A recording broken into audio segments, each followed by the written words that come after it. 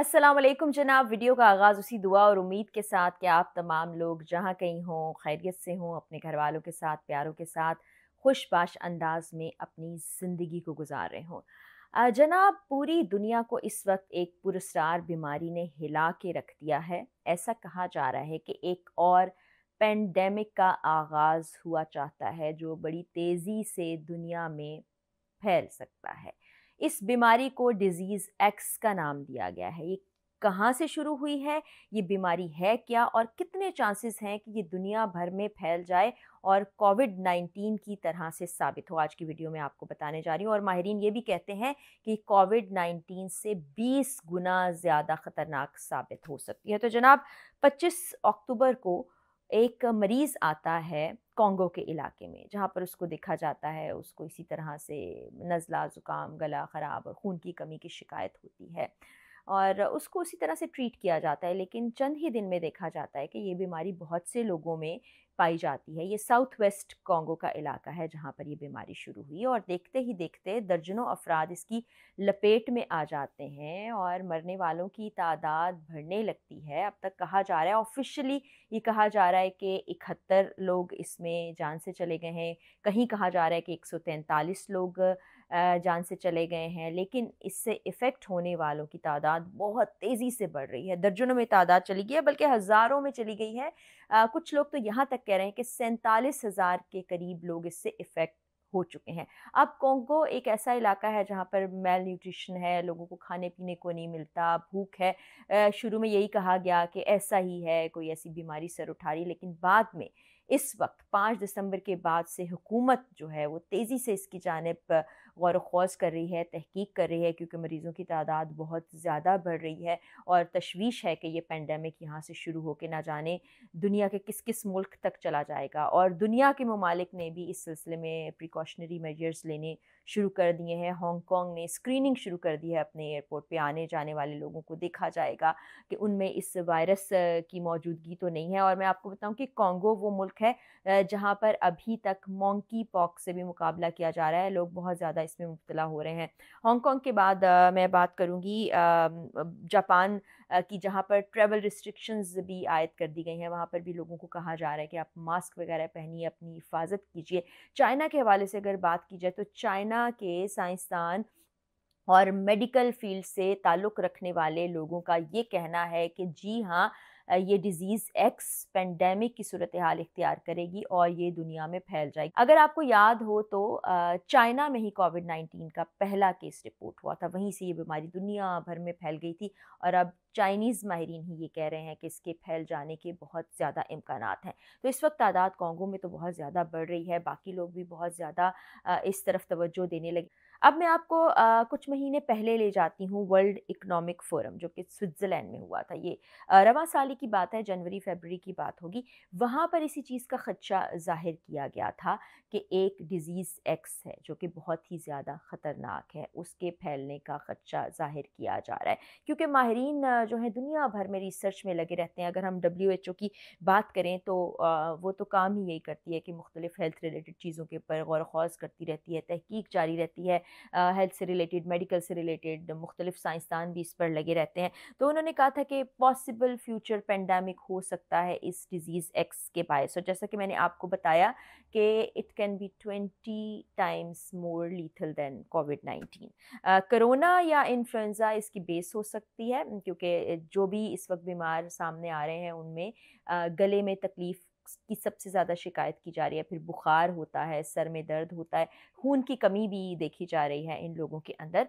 Influenza भी हो सकता है, क्योंकि कोविड से पहले अगर हम हिस्ट्री में जाकर देखें तो इन्फ्लुएंज़ा का आउटब्रेक बहुत ही शिद्दत से फैला था, पेंडेमिक की सूरत हाल उसने इख्तियार कर रही थी। उसके बाद कोविड-19 तो हम तमाम लोग भुगत चुके हैं। पहली बार जब पेंडेमिक का फ़ेज़ आया था, पहला वेरिएंट जब आया था, तो मुझे बहुत अच्छे तरीके से याद है कि सड़कें बिल्कुल खाली हो गई थीं, लोग घरों में बंद होके रह गए थे, यहाँ तक कि लोगों को जबरी तौर पर घर में बंद किया जाता था। और यहाँ पर ये हकीकत भी मैं आपको बताना चाहूँगी कि पिछले कुछ अरसे के दौरान, कुछ महीनों के दौरान कोविड-19 के केसेस भी बढ़े हैं।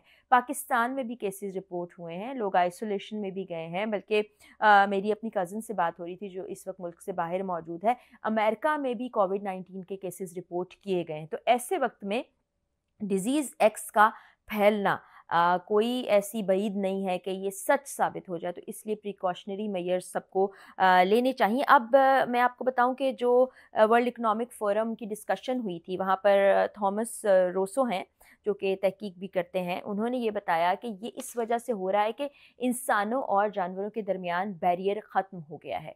अब आप देखें कि मवेशी मंडी लगती है तो उसमें तमाम लोग जाते हैं, बच्चे भी जाते हैं, बड़े भी जाते हैं। बाज़ औक़ात आप बड़ा अच्छा महसूस करते हैं जानवरों से खेलने में। फिर जंगलात का रुझान ख़त्म होता जा रहा है, जंगलों को काट के, दरख्तों को काट के लोग अपने घर बना रहे हैं, फैक्ट्रियाँ बना रहे हैं, इस तरह की डेवलपमेंट हो रही है जिससे जंगलात के ख़ात्मे की तरफ जा रहे हैं। तो इसलिए ये जानवरों से इंसानों में आने वाली बीमारी भी है। आपको बर्ड फ्लू याद होगा, वो ऐसी बीमारी है जो कि जानवरों में थी, फिर जानवरों से इंसानों में मुंतकिल हो गई। जानवरों का इंसानों में घुल-मिल जाना, फिर उनकी बीमारी का मुंतकिल हो जाना, ये बहुत बड़ी एक चीज़ है, बहुत ये बाइस बन सकती है इस बीमारी को फैलाने का। फिर ये थॉमस रूसो का ही कहना था कि इस वक़्त ज़रूरत ये है कि इस पर ज़्यादा तहकीक की जाए, इसके लिए कोई वैक्सीन तैयार की जाए, और वहीं पर ये दावा भी किया गया कि अगर अभी से काम शुरू कर दिया जाए, तो 100 डेज़ के अंदर, यानी कि कुछ सवा 3 महीने के अरसे के अंदर इसकी वैक्सीन तैयार कर ली जाएगी। लेकिन आपको पता है कि कोविड-19 की वैक्सीन जो तैयार की गई थी, वो भी बहुत जल्दी से तैयार की गई थी। कुछ तो बहुत ही कंट्रोवर्शियल करार दी गई थी वैक्सीन्स, और लोग लगवाना भी पसंद नहीं कर रहे थे। लोगों के ज़हनों में भी बहुत ज़्यादा सवालात थे कि वैक्सीन क्यों लगवाई जाए। कुछ लोगों ने वैक्सीन लगवाई भी थी, लेकिन अभी तक भी कोई ऐसी मौसर वैक्सीन नहीं लगाई गई, क्योंकि वैक्सीन लगवाने वाले लोगों को भी दोबारा कोविड होते हमने देखा है। मैं खुद कोविड का जो फर्स्ट वेरिएंट था उसका शिकार भी हुई, और उसके बाद 2 मरतबा फिर से मुख्तलिफ वेरिएंट्स का शिकार रही। तो अब तो कोविड का जो लास्ट वेरिएंट है वो इसी तरह से होता है, 3 से 4 दिन आप फ्लू का शिकार रहते हैं, बुखार होता है, आप अपने आप को कमरे में बंद कर लें। लेकिन ये डिज़ीज़ एक्स के बारे में कहा जा रहा है कि काफ़ी ज़्यादा लीथल साबित हो सकता है, क्योंकि कॉन्गो के इलाके से लोगों की अमवात की खबरें सामने आ रही हैं, और वो भी बड़ी तादाद में और बढ़ती चली जा रही हैं। इसके बारे में कॉन्गो हेल्थ मिनिस्ट्री बड़ी तवज्जो अब देने लगी है। इंटरनेशनल टीम्स भी वहाँ पर चली गई हैं ताकि पता लगाने की कोशिश करें कि कहाँ से इसकी इब्तिदा हुई और इसकी बेस क्या है।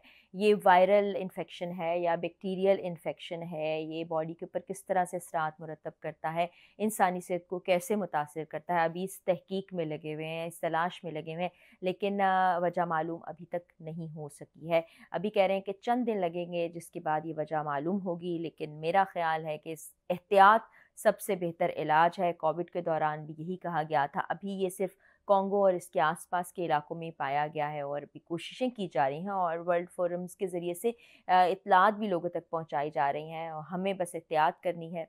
और एहतियात में जो तजावीज़ पहले डॉक्टर्स की तरफ से आई थी, उनको भी इख्तियार किया जाना चाहिए। और जो लोग ट्रैवल कर रहे हैं, ख़ास तौर पर मुल्क से बाहर जा रहे हैं, सफ़र के दौरान ख़ास एहतियात कीजिए, क्योंकि अभी हमारा मुल्क तो महफूज है, लेकिन ऐसा मुमकिन है कि ट्रैवल करता है कोई, किसी दूसरे मुल्क में जाता है, वहाँ पर कोई इन्फेक्टेड शख्स हो, वहाँ से ये इस किस्म का वायरस या बैक्टीरियल इन्फेक्शन लेके वो अपने मुल्क में आए, तो इस तरह के केसेस हो सकते हैं। पहले भी बाहर से ही ऐसा इन्फेक्शन यहाँ पर आया था। या मज़ीद अपडेट क्या आती है इस हवाले से, डिज़ीज़ एक्स को कैटर करने के लिए इस कोई वैक्सीन मार्केट में आती है, या WHO की जानिब से क्या एहतियाती तदाबीर बताई जाती हैं, वो भी इंशाल्लाह आपसे शेयर करूँगी। इजाज़त दीजिए, अल्लाह हाफ़िज़।